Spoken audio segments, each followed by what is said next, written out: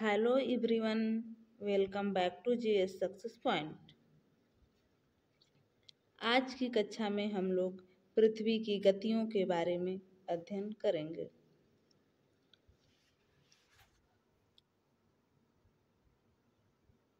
पृथ्वी दो प्रकार से गतियां करती है।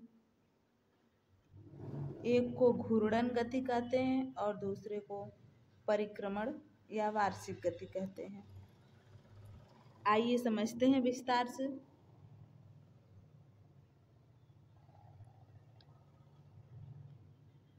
पृथ्वी सौर मंडल का एक ग्रह है। इसकी दो गतियां हैं। पहला है घूर्णन या परिभ्रमण गति, इसको रोटेशन कहते हैं। घूर्णन या परिभ्रमण गति। पृथ्वी सदैव अपने अक्ष पर पश्चिम से पूर्व घूमती है, जिसे पृथ्वी का घूर्णन या परिभ्रमण कहते हैं। पृथ्वी के परिभ्रमण के कारण दिन व रात होते हैं, अतः इस गति को दैनिक गति भी कहते हैं। इसकी अवधि 23 घंटे 56 मिनट 4 सेकंड होती है, जिसको हम सामान्यतः 24 घंटे मान लेते हैं। दूसरा है परिक्रमण, रिवॉल्यूशन या वार्षिक गति। पृथ्वी अपने अक्ष पर घूमने के साथ साथ सूर्य के चारों ओर एक दीर्घवृत्तीय मार्ग पर लगभग 365 दिन 6 घंटे में एक चक्कर लगाती है। इस दीर्घवृत्तीय मार्ग को भूकक्षा कहते हैं तथा पृथ्वी की गति को परिक्रमण या वार्षिक गति कहते हैं। नोट: पृथ्वी अपने दीर्घवृत्तीय मार्ग पर सूर्य के चारों ओर 29.8 किमी प्रति सेकंड की गति से चक्कर लगाती है। उपसौर पेरिहेलियन। पृथ्वी जब सूर्य के निकटतम दूरी पर होती है तो उसे उपसौर कहते हैं। जब सूर्य पृथ्वी के निकट होती है, निकटतम दूरी पर, तो उसे उपसौर कहते हैं। यह घटना 3 जनवरी को होती है। इस समय पृथ्वी और सूर्य के बीच की दूरी 14.70 करोड़ किमी होती है। अपसौर अफेलियन।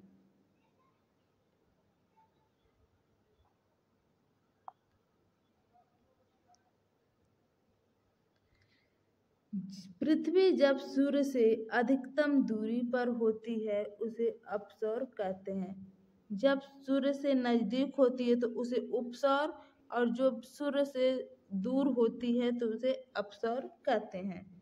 यह 4 जुलाई को ऐसी स्थिति होती है। 3 जनवरी को नजदीक, 4 जुलाई को सर्वाधिक दूर। इस समय पृथ्वी और सूर्य के बीच की दूरी 15.21 करोड़ किमी होती है, और जब पृथ्वी सूर्य के नजदीक होती है तब 14.70 करोड़ किमी इसके बीच की दूरी होती है। आइए चित्र के माध्यम से देखते हैं। यह नजदीक है न्यूनतम दूरी। न्यूनतम दूरी को उपसौर कहते हैं और अधिकतम दूरी को अपसौर कहते हैं। सूर्य जब पृथ्वी के नजदीक होती है, एकदम नजदीक, तो इसे उपसौर कहते हैं। यह घटना 3 जनवरी को होती है। और जब पृथ्वी सूर्य से अधिकतम दूरी पर होती है तो इसे अपसौर कहते हैं। यह घटना 4 जुलाई को होती है। आगे देखते हैं। अपसौर और उपसौर को मिलाने वाली काल्पनिक रेखा सूर्य के केंद्र से गुजरती है। इसे एप्साइड रेखा कहते हैं। यह जो काल्पनिक रेखा है इसको एप्साइड रेखा कहते हैं। ऋतु परिवर्तन। पृथ्वी के गति करने से अभी तक आपने देखा कि पृथ्वी के गति करने से दिन और रात होते हैं और पृथ्वी की गति करने से ही ऋतुओं में परिवर्तन होता है। पृथ्वी न केवल अपने अक्ष पर घूमती, जब पृथ्वी अक्ष पर घूमती है तब दिन और रात होते हैं। जब पृथ्वी सूर्य का चक्कर लगाती है तब उससे ऋतु का परिवर्तन होता है। सूर्य की परिक्रमा भी करती है, अतः पृथ्वी की सूर्य से सापेक्ष स्थितियां बदलती रहती हैं। पृथ्वी के परिक्रमण में 4 मुख्य अवस्थाएं आती हैं। इस चित्र के माध्यम से आप समझने का प्रयास कर सकते हैं। यहाँ पर देखिए, यह है हमारा सन और यह 4 अवस्थाओं में हमारी पृथ्वी है, जो अपने अक्ष पर 23.5 डिग्री झुकी हुई है। उत्तरी गोलार्ध में ग्रीष्म ऋतु 21 जून। इस समय दक्षिण गोलार्ध में शीत ऋतु होती है। जब उत्तरी गोलार्ध में ग्रीष्म ऋतु होता है, ऐसा स्थिति 21 जून को आती है। तब उत्तरी गोलार्ध में दिन बड़े होते हैं और रातें छोटी होती हैं। तब दक्षिणी गोलार्ध में शीत ऋतु होता है और छोटी दिन होती है। इसी तरह जब सूर्य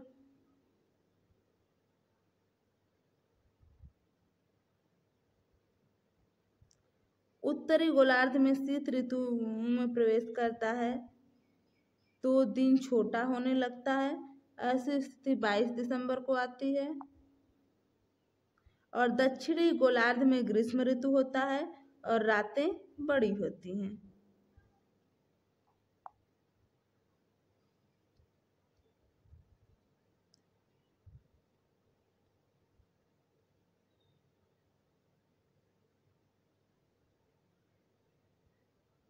यह है 21 मार्च और यह है 23 सितंबर। इस दिन और रात बराबर होते हैं, क्योंकि दोनों एक सिध में होते हैं, इसलिए 21 मार्च और 23 सितंबर को दिन और रात बराबर होते हैं। कर्क संक्रांति 21 जून को सूर्य कर्क रेखा पर लंबवत चमकता है। इस स्थिति को कर्क संक्रांति या ग्रीष्म अयनांत कहते हैं। क्योंकि जून में बहुत गर्मी होती है, इसलिए इसे ग्रीष्म अयनांत भी कहते हैं। इस दिन उत्तरी गोलार्ध में सबसे बड़ा दिन होता है और जब दिन बड़ा होगा तो रातें छोटी होंगी। और दक्षिणी गोलार्ध में इस दिन सबसे छोटा दिन होता है और रातें बड़ी होती हैं। जब बड़ा दिन होगा उत्तरी गोलार्ध में तो दक्षिणी गोलार्ध में छोटा दिन होगा। जब उत्तरी गोलार्ध में छोटी रात होगी तो दक्षिणी गोलार्ध में बड़ी रात होगी। नोट: नॉर्वे में अर्धरात्रि के समय सूर्य 21 जून को दिखाई देता है। मकर संक्रांति 22 दिसंबर को सूर्य मकर रेखा पर लंबवत चमकता है। इस स्थिति को मकर संक्रांति या शीत अयनांत, क्योंकि 22 दिसंबर को ठंडी आने लगती है, पड़ने लगती है, तो इसलिए इसको शीत अयनांत कहते हैं। 22 दिसंबर को दक्षिणी गोलार्ध में सबसे बड़ा दिन होता है और सबसे छोटी रात होती है। इसके उत्तरी गोलार्ध के जस्ट अपोजिट दक्षिणी गोलार्ध में होता है। जैसे उत्तरी गोलार्ध में सबसे बड़ा दिन और सबसे छोटी रात होती थी, उसी प्रकार अब दक्षिणी गोलार्ध में सबसे बड़ा दिन और सबसे छोटी रात होगी। इसी दिन उत्तरी गोलार्ध में सबसे छोटा दिन और सबसे बड़ी रात होती है। विषुव इक्विनॉक्स यह पृथ्वी की वह स्थिति है जब सूर्य विषुवत रेखा पर लंबवत चमकता है। जब सूर्य विषुवत रेखा पर लंबवत चमकता है तो उसे विषुव कहते हैं। इस दिन सर्वत्र दिन और रात बराबर होते हैं। यह 21 मार्च और 23 सितंबर को ऐसा तिथि होती है। 21 मार्च और 23 सितंबर संपूर्ण पृथ्वी पर दिन और रात बराबर होते हैं। 21 मार्च की स्थिति को बसंत विषुव, क्योंकि 21 मार्च का समय बसंत का समय, इसलिए उसे बसंत विषुव कहते हैं। और 23 सितंबर की स्थिति को शरद विषुव कहा जाता है। पृथ्वी अपने अक्ष पर 23.5 डिग्री झुकी होने के कारण दिन और रात की अवधि में अंतर पाया जाता है। सूर्य ग्रहण व चंद्र ग्रहण। सूर्य ग्रहण सोलर इलिप्स। जब चंद्रमा सूर्य तथा पृथ्वी के बीच आ जाता है तो सूर्य की चमकती सतह चंद्रमा के कारण दिखाई नहीं देता है, तो इसे सूर्य ग्रहण कहा जाता है। यह स्थिति हमेशा अमावस्या को होती है। कुछ लोग सूर्य ग्रहण और चंद्र ग्रहण में कंफ्यूज रहते हैं। आज हम आपका कंफ्यूजन दूर कर देंगे। फिर से एक बार पढ़िए। जब चंद्रमा सूर्य तथा पृथ्वी के बीच, मतलब मून बीच में होगा, सन और अर्थ के बीच में, सन और अर्थ के बीच में कौन होगा? मून होगा। मतलब कंडीशन क्या बनने वाली है? SME, मून सन अर्थ। फिर से यहाँ पर आप देख सकते हैं।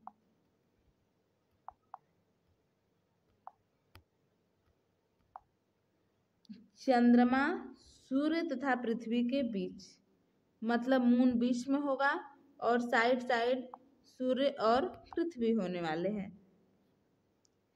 तो सूर्य की जो चमकती सतह है चंद्रमा के कारण नहीं दिखाई देती है, इसे सूर्य ग्रहण कहा जाता है। यह स्थिति हमेशा अमावस्या को होती है। युति, युति मतलब होता है कंजक्शन। सूर्य ग्रहण की स्थिति में युति बनता है। आप समझ गए होंगे। यह है सन, इसका ऐसे लाइट पड़ रहा है, यहाँ बीच में मून आ जा रहा है चंद्रमा, और यह जो हमारी पृथ्वी है इस पर इतना दूर छाया पड़ रहा है और यहाँ से सूर्य नहीं दिख रहा है, इसीलिए इसको सूर्य ग्रहण कहते हैं। फिर से समझ लीजिए, सन, मून, अर्थ, यह सूर्य ग्रहण की स्थिति है।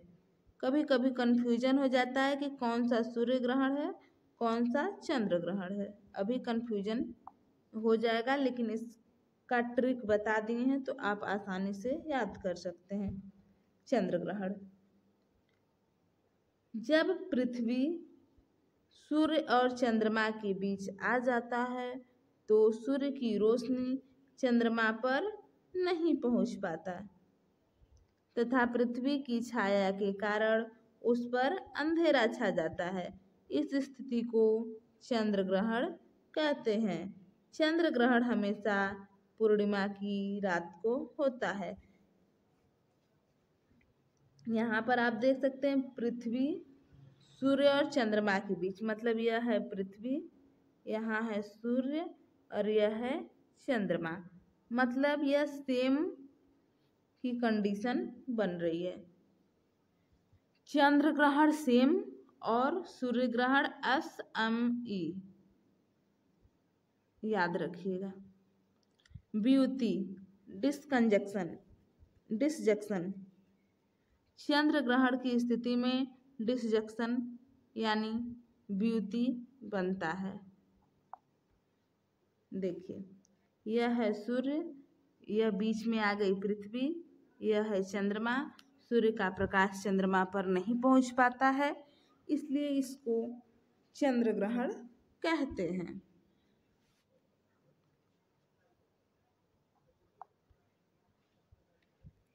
एक वर्ष में अधिकतम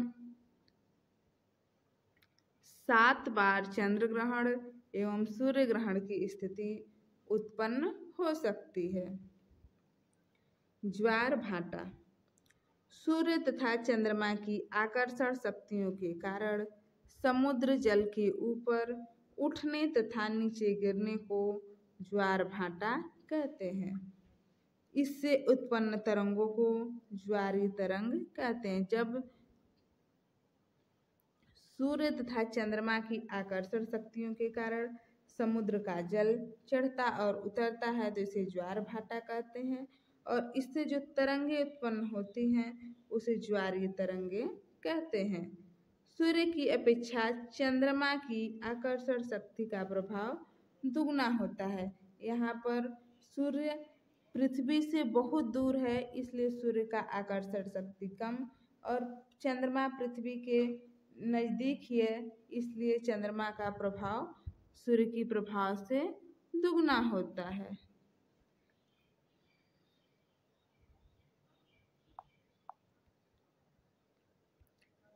सागर जल का ऊपर उठकर आगे बढ़ना ज्वार कहलाता है तथा सागर जल का नीचे गिरकर पीछे लौटना भाटा कहलाता है। आपने नदियों में भी जल को चढ़ते उतरते देखा है, तो जल जब ऊपर चढ़ता है या आगे बढ़ता है तो उसे ज्वार, और जब नीचे लौटता है, गिरता है या पीछे लौटता है तो इस स्थिति को भाटा कहते हैं।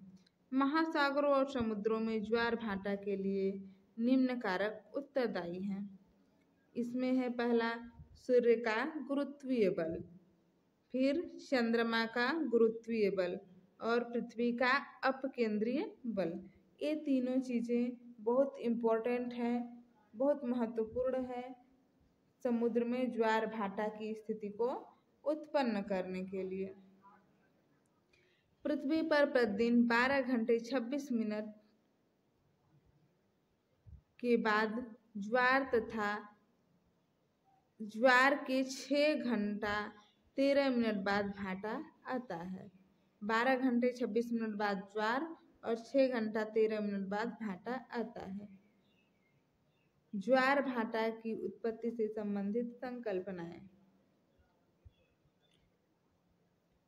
न्यूटन का गुरुत्वाकर्षण बल सिद्धांत, हैवेल का प्रगामी तरल सिद्धांत, एयरी का नहर सिद्धांत, लाप्लास का गतिक सिद्धांत। यह सब ऐसे सिद्धांत हैं जो ज्वार भाटा कैसे उत्पन्न होता है इसकी उत्पत्ति की संकल्पनाओं से संबंधित हैं। ज्वार के प्रकार।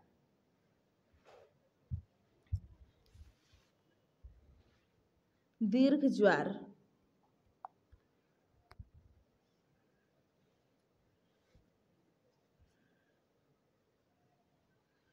यह है दीर्घ ज्वार की स्थिति। Spring tide. युति की स्थिति में अमावस्या के दिन दीर्घ ज्वार होता है।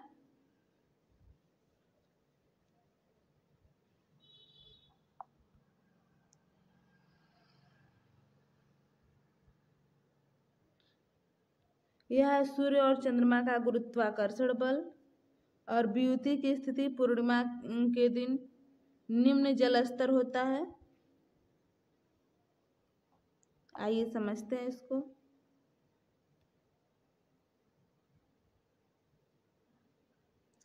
जब सूर्य पृथ्वी चंद्रमा एक सीधी रेखा में होते हैं इस समय दीर्घ ज्वार आता है। जब युति की स्थिति भी आप कह सकते हैं, क्योंकि युति यानी कंजक्शन की स्थिति में सूर्य पृथ्वी चंद्रमा एक ही सीधी रेखा में होते हैं, यह स्थिति सिजगी कहलाती है। जब सूर्य पृथ्वी और चंद्रमा तीनों एक सीधी रेखा में होते हैं तो इस समय दीर्घ ज्वार आता है। दीर्घ ज्वार पूर्णिमा व अमावस्या को आता है।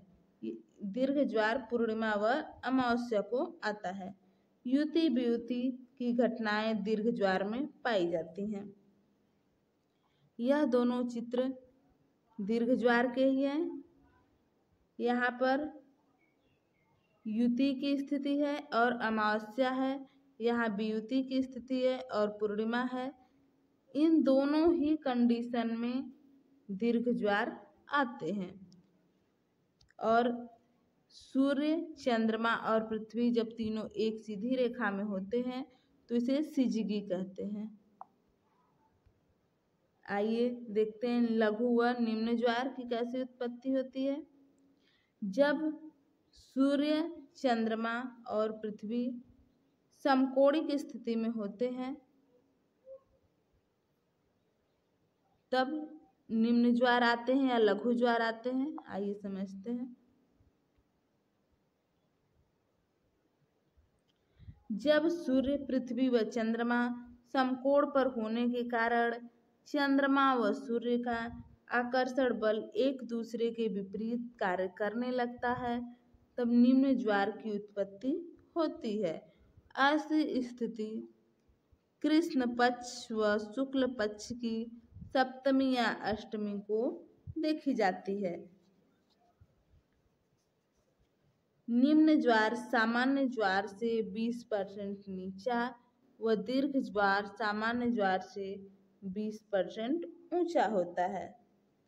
ध्यान दीजिएगा, यह चाहे कृष्ण पक्ष हो चाहे शुक्ल पक्ष हो, दोनों जब कृष्ण पक्ष और शुक्ल पक्ष के बीच में अमावस्या और पूर्णिमा होता है तो इन दोनों के बीच का जो समय होता है सप्तमी या अष्टमी, इसी दिन निम्न ज्वार या लघु ज्वार आते हैं।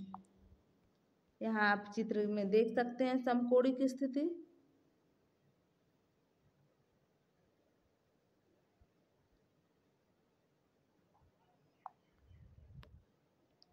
अन्य महत्वपूर्ण बिंदु कनाडा के न्यू ब्रंसविक तथा नोवा स्कोशिया के मध्य फंडी की खाड़ी। फंडी की खाड़ी में विश्व का सबसे ऊंचा ज्वार आता है 15 से 18 मीटर। भारत के ओखा तट का गुजरात पर मात्र 2.7 मीटर ऊंचा ज्वार आता है। भारत के ओखा तट पर 2.7 मीटर ऊंचा ज्वार आता है और कनाडा के न्यू ब्रंसविक तथा नोवा स्कोशिया के मध्य जो फंडी की खाड़ी है उसमें 15 से 18 मीटर ऊंचा ज्वार आता है। इंग्लैंड के दक्षिणी तट पर स्थित साउथहैम्पटन में प्रतिदिन 4 बार ज्वार आता है। इंग्लैंड का जो दक्षिणी तट है साउथहैम्पटन, यहाँ पर प्रतिदिन 4 बार ज्वार आते हैं। यहाँ पर हमारा यह टॉपिक समाप्त होता है, पृथ्वी की गतियाँ। आगे आप लोग पढ़ते रहिए, रिवाइज करते रहिए, खुश रहिए, मस्त रहिए। फिर मिलेंगे। धन्यवाद।